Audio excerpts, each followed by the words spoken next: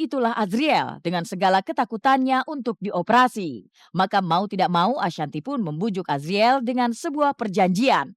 Lantas perjanjian apa yang dibuat oleh Ashanti dengan Azriel? Sebenarnya liburan kemarin tuh kan ngerayain nonton mamaku. Habis itu aku udah bilang, Jel, ayo kan dia memang pengen banget ke Bali. Jel boleh ikut, tetapi abis itu langsung operasi. Jadi kemarin pulang besok langsung operasi. Ini kan sebenarnya sebulan lalu udah.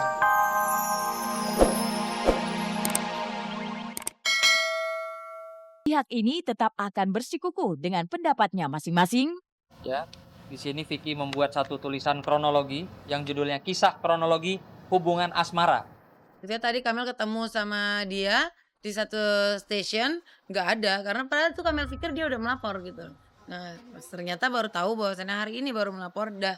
Jadi sama sekali Kamel tidak takut karena dari awal Kamel muncul memang tidak ada menjelek-jelekkan siapapun dan bahasa yang dia sebut-sebut sebagai apa mencari kesalahan Kamel itu yang PK atau peninjauan kembali itu atau pacar kukuruyuk itu adalah ada awalnya gitu. Berpesan sama dia, tolong berhentilah menghujat anak saya. Seperti itu kan bisa ada statement apa yang lebih baik, yang bisa kita gali, yang bisa kita ambil dari sisi positifnya. Jangan negatif aja seperti itu. Ya siapa sih hidup ini yang gak mau berdamai? Kan capek seperti ini. Jelas kita sudah persiapkan semua bukti-buktinya.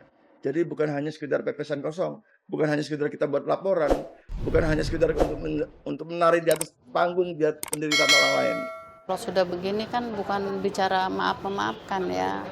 Bagaimana rasanya dia menghujat anak saya? Apa dia bisa merasakan pedihnya hati saya? Apa dia bisa merasakan sakitnya hati saya? Kan nggak ada yang bisa merasakan itu selain saya. Saya biarpun seperti apa, saya perjuangkan ini.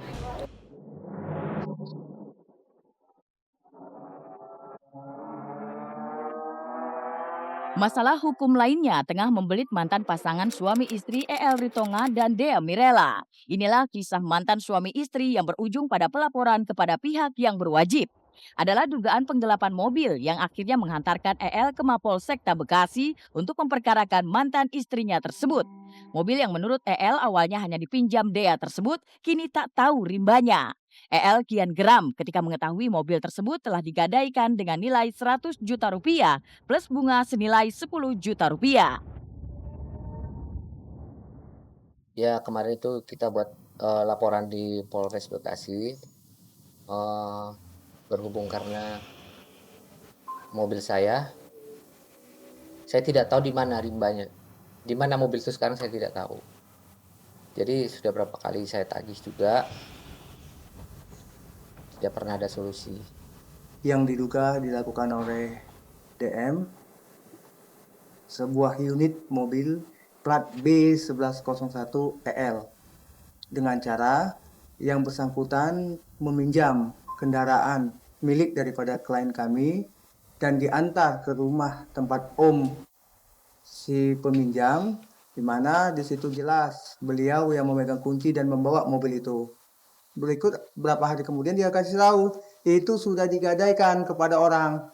Berapa nilai gadainya? 100 juta plus 10 juta sebagai bunga dalam tempo 2 minggu.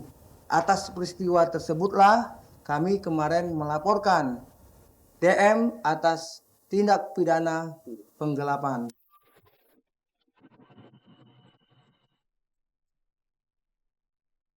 Tidak hanya melibatkan mantan personil ada band itu dengan mantan istrinya saja dalam kasus perkara ini. Tapi juga ada nama Ninda yang merupakan istri siri EL setelah ia bercerai dengan Dea Mirela.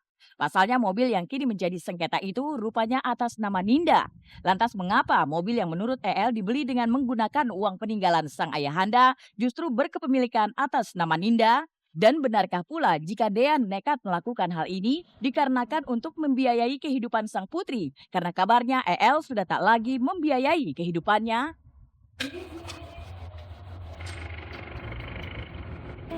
Baru tahu kita di Iya. Kalau soal itu dia nggak mau cerita.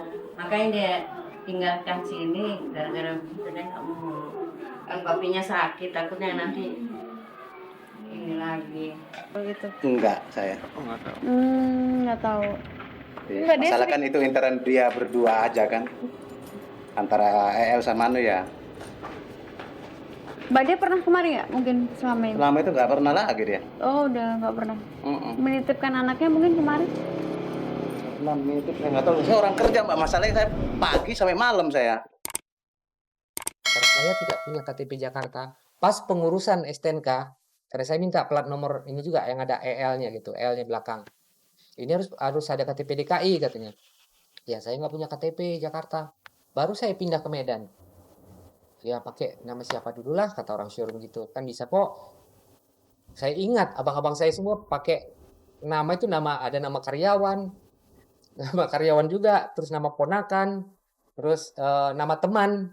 Sekarang mobil saya itu mana? Kembalikan mobil saya ini. Saya sangat menghargai keringat ayah saya di situ. Bukan keringat saya, tapi keringat ayah saya. Segini pun nggak ada keringat saya di situ. Tapi itu adalah keringat ayah saya. Selasa 1 Oktober 2013 kemarin, putra bungsu Anang Hermansyah, Azriel Akbar Hermansyah, jalani operasi amandel di salah satu rumah sakit di bilangan Pondok Indah, Jakarta Selatan. Walau operasi yang berlangsung sekitar 1 jam itu tergolong operasi ringan, tapi tetap saja ada kecemasan yang melanda Anang dan Ashanti. Begitupun dengan Azriel, anak berusia 13 tahun itu enggan ditinggalkan sendirian di kamar operasi. Dengan segala cara, Anang, Ashanti, Aurel, dan tim dokter berusaha membujuk Azriel. Namun tidak mudah membuat Azriel tenang. Lihat saja bagaimana ketegangan yang terjadi pada detik-detik sebelum Azriel jalani operasi amandel.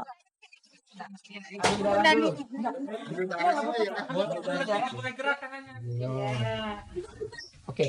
Saya ambil darah, saya periksa untuk saya. Kalau gitu gini. Sayang, Jill sini. Azriel rupanya begitu enggan ditinggalkan oleh orang-orang yang ia cintai. Begitupun dengan Ashanti yang notabene bukanlah ibu kandungnya. Maka wajar rasanya jika Anang dan Ashanti begitu lega saat proses operasi selesai dilaksanakan. Sudah berhasil, dia lagi di ruang siuman, pemulihan. Terus dokternya bilang memang sudah layak untuk diambil besar. Sangat Sudah mengganggu dia tidur, mengganggu dia bernapas. Kita berdua juga agak bukan panik, cuma stres juga karena kalaupun orang bilang oh tenang aja amandel nggak apa-apa, tetap aja buat kita operasi bius juga kan anak ini belum pernah dibius total kan. Ya baru ini gitu, jadi ya tapi alhamdulillah dokter dan semua yang menangani di rumah sakit juga lancar ya. alhamdulillah. Operasi kemarin itu rupanya bisa terlaksana setelah Anang dan Ashanti bersusah payah membujuk Azriel. Padahal sejak sebulan lalu, dokter yang memeriksa Azriel sudah menyarankan agar dilakukan operasi sesegera mungkin. Tapi itulah Azriel dengan segala ketakutannya untuk dioperasi. Maka mau tidak mau Ashanti pun membujuk Azriel dengan sebuah perjanjian. Lantas perjanjian apa yang dibuat oleh Ashanti dengan Azriel? Sebenarnya liburan kemarin tuh kan ngerayain nonton mamaku.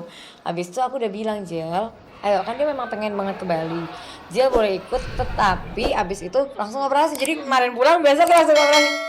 Ini kan sebenarnya sebulan lalu udah dokter yang pertama kali menganjurkan sudah bilang untuk segera. Tapi baru sekarang dibujuk sama bunda. Tadi aja pas masuk tuh nggak mau. Gitu, jadi benar-benar mau hemat pipi apa bunda yang masuk? Bunda katanya. Ya Allah, aku sampai nggak tahannya di dalam tuh pas mau disuntik infus. Bunda jangan keluar gitu, bunda jangan keluar, udah teriak. Boleh jadi inilah untuk pertama kalinya Azriel terbaring di ruang operasi. Maka tidak heran jika ia begitu merasa ketakutan. Dan ketika operasi itu telah selesai dijalani, bukan berarti ketakutan Azriel menguap begitu saja. Pasalnya ia tak mengizinkan siapapun untuk meninggalkan rumah sakit termasuk sang kakak Aurel yang harus kembali ke sekolah. Lalu kapan kiranya Azriel diperbolehkan untuk meninggalkan rumah sakit? Sarannya sih ya mendingan ngikutin petunjuk dokternya. Sebenarnya kan operasinya ini udah selesai. Besok pemulihan mungkin siang besok sebetulnya pemulihannya sudah bagus, tetapi nunggu saran dokter aja. Kalau dokternya masih bilang sehari lagi untuk dilihat, menurut aku ya lebih aman daripada ntar ada apa-apa nyampe rumah juga bingung. Aku nggak ngerti.